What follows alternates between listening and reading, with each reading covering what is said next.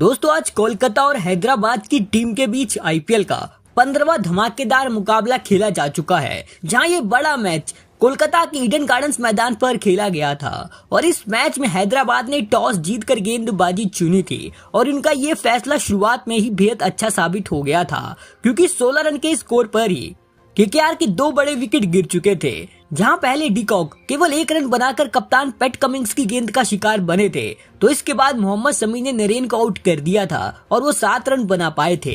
लेकिन इसके बाद इस मैच में कप्तान रहाणे और अंकुरिश रघुवंशी ने इसके बाद केकेआर की पारी को संभालकर आगे बढ़ाया और इन दोनों ही बल्लेबाजों ने शुरुआती झटके मिलने के बाद एकदम से केकेआर की पारी को संभाल लिया था। और इस मैच में इन दोनों की शानदार बैटिंग की वजह से ही 2 विकेट गिर जाने के बाद इन दोनों बल्लेबाजों ने 81 रनों की शानदार पार्टनरशिप कर ली थी। और अब देखते ही देखते केकेआर की टीम एकदम मजबूत स्थिति में पहुंच चुकी थी।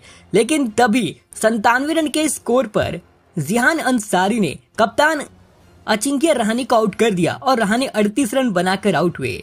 लेकिन इसके बाद बैटिंग करने उतरे वेंकटेश अय्यर ने, और वेंकटेश अय्यर ने आज के मैच में पूरी तरह भूचाल लाके रख दिया। उन्होंने पैट कमिंस के एक ही ओवर में एक के बाद एक इतने छक्के चौके मारे कि पैट कमिंस पूरी तरह हिल गए। तो दूसरी तरफ खड़े अंकुरिश रघुवंशी ने तब तक अपना अर्धशतक पूरा कर डाला था, लेकिन अर्धशतक पूरा करने के बाद वो अपनी पारी को और लंबा नहीं कर पाए थे। 50 रन बनाकर वो आउट हो गए थे। लेकिन इसके बाद रिंकू सिंह बल्लेबाजी करने उतरे और रिंकू सिंह ने इसके बाद वेंकटेश अय्यर का पूरा साथ दिया और इसके बाद इन दोनों बल्लेबाजों ने मिलकर पूरी तरह तबाही मचा दी। इन दोनों बल्लेबाजों ने इसके बाद 5वें विकेट के लिए 91 रनों की ताबड़तोड़ पार्टनरशिप कर डाली, जिससे इस मैच में दोस्तों केकेआर की शुरुआती विकेट गिर जाने के बाद एकदम से जबरदस्त वापसी हुई और वेंकटेश अय्यर ने इस मैच में अपना अर्धशतक भी पूरा कर लिया था और वो इस मैच में एकदम ताबड़तोड़ पारी खेलते ही जा रहे थे। लेकिन आखिरी ओवर में हर्षल पटेल की गेंद पर वो 29 गेंदों में 3 छक्के 7 चौकों की मदद से 60 रनों की शानदार पारी खेलकर आउट हो गए थे। और उनके आउट होने के बाद आखिरी ओवर में रसल भी 1 रन बनाकर रन आउट हो गए थे। और इस तरह दोस्तों केकेआर की टीम ने पूरे 200 रन बनाए थे 6 विकेट के नुकसान पर और रिंकू सिंह 17 गेंदों में 32 रन बनाकर नॉट आउट रहे थे। तो इस मैच में मोहम्मद शमी को 1 विकेट हाथ लगी थी और उन्होंने इस मैच में काफी कमाल की गेंदबाजी करी थी। हालांकि सभी गेंदबाजों की इस मैच में जबरदस्त पिटाई हुई। अब हैदराबाद को ये मैच जीतने के लिए 201 रन बनाने थे।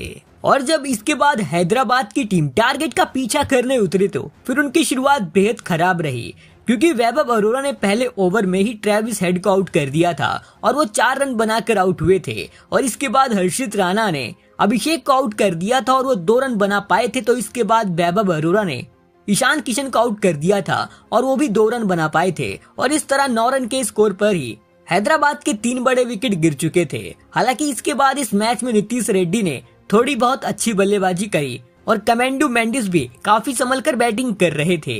लेकिन 44 रन के स्कोर पर रसल ने नीतीश रेड्डी को आउट कर दिया था और वो 19 रन बनाकर आउट हुए। और इसके बाद क्लासन बल्लेबाजी करने उतरे। लेकिन एक तरफ इस मैच में हैदराबाद के एक के बाद एक विकेट गिरते जा रहे थे और इसके बाद मेंडिस केवल 27 रन बनाकर नरेन की गेंद का शिकार बने। तो 75 रन के स्कोर पर अनिकेत वर्मा भी केवल 6 रन बनाकर वरुण चक्रवर्ती की गेंद पर आउट हो गए थे।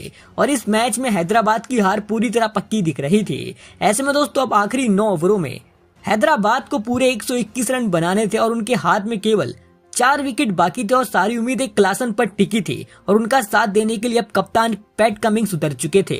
लेकिन इसके बाद क्लासन भी केवल 33 रन बनाकर वैभव अरोड़ा की गेंद का शिकार बने। और इसके बाद दोस्तों 114 रन के स्कोर पर पैट कमिंस केवल 14 रन बनाकर वरुण चक्रवर्ती की गेंद का शिकार बन चुके थे और हैदराबाद के 8 विकेट ही गिर चुके थे। और इसके बाद सिमरनजीत सिंह भी आउट हो गए थे और दोस्तों 114 रन के स्कोर पर इनके 9 विकेट गिर चुके थे और इनको अब 87 रन बनाने थे 28 गेंदों में। और इसके बाद दोस्तों ये मैच हैदराबाद की टीम काफी बुरी तरह हार चुकी है।